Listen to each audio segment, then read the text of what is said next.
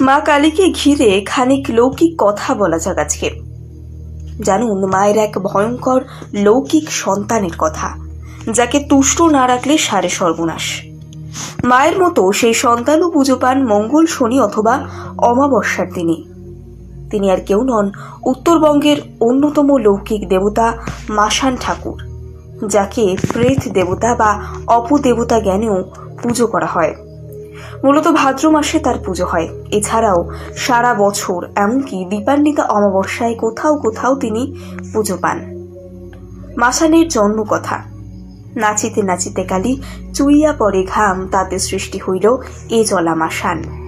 রাজবংশীদের লোকবিশ্বাস বলে, স্থানরতা প্রকৃতি বা মা কালীকে দেখে ধর্মরাজ বা ধর্মঠাকুর উত্তেজিত হয়ে পড়েন। ধাতুর স্খলন হয় নদীতে এবং সেই নদীতেই মাসান দেবতার জন্ম হয়। তাই অনেক ক্ষেত্রেই মাছ তার সহচর। কোচবিহারে রাজবংশী জনগোষ্ঠীর একাংশ বিশ্বাস করে, কালীর 18 সন্তানের মধ্যে জ্যেষ্ঠ সন্তান মাসান, আর ধর্মদেবতা হলেন বাস্তুর দেবতা।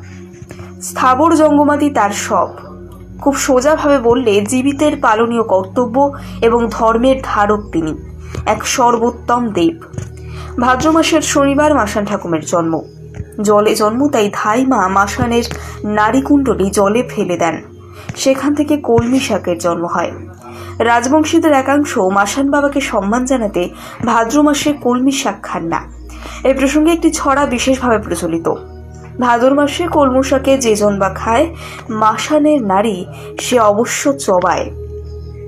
মাসান দেবতা সর্বক্ষেত্রেই বিকট দর্শন, তবে এক এক জায়গায় তার রূপ এক এক ভাবে প্রতিফলিত।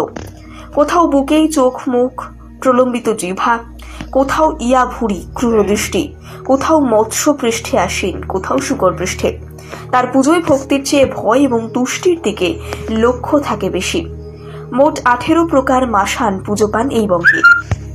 প্রত্যেকের ক্ষেত্রে যেটা লক্ষ্য করা যায় তা হলো, কেউ অপরাধ বা অন্যায় করলে বা তাদেরকে একা বাগে পেলে মাসান তাদের ধরেন বা তাদের ওপরে ভর করেন। দিন বা রাত, নিঝুম দুপুর বা ভর সন্ধেবেলা, নজরে পড়ে গেলেই হলো। এবার নানা মাসানের প্রকার বলি। বারিকা মাসান লোকালয়ের বাসবন বা জঙ্গলে বাস করেন। তিশিলা মাসান জলে বাস করেন। ঘাটিয়া মাসান নদী বা পুকুরের ঘাটে থাকেন। চুঁচিয়া মাসান মাঠে ঘাটে থাকেন। চালান মাসান পথ পার্শ্ববর্তী গাছে বসবাস করেন। বহিতা মাসান ভেলা নষ্ট হলে যেসব কলা গাছ জলে ভেসে যায় সেইগুলিতে বাস করেন এবং ভুলক্রমে সেই কলা গাছে স্পর্শ করলে বা পা দিলে ভর করেন। কাল মাসান শ্মশানে বাস করেন। কুহুলিয়া মাসান এই মাসান গাছে বাস করেন এবং কোকিলের মতো ডাকেন এবং সেই ডাকে সাড়া দিলে মানুষের বিপদ। নাঙ্গা মাসান সর্বদা উলঙ্গ থাকে, একে দর্শন মাত্রই মানুষের মৃত্যু হয়।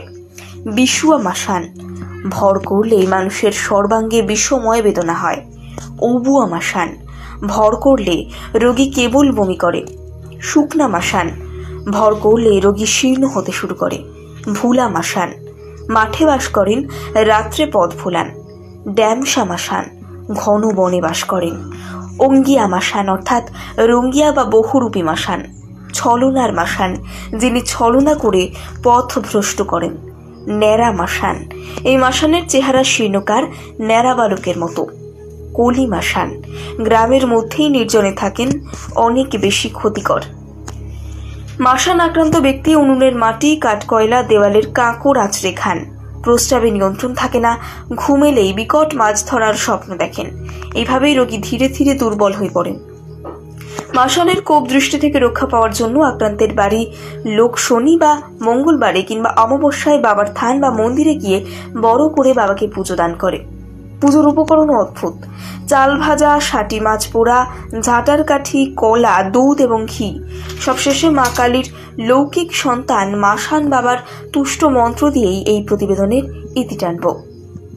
নমো নমো মাসান দেব, নমো কালী পুত্র, কৃষ্ণ আদেশ পায়া তোকো করিমো যে তুষ্ট।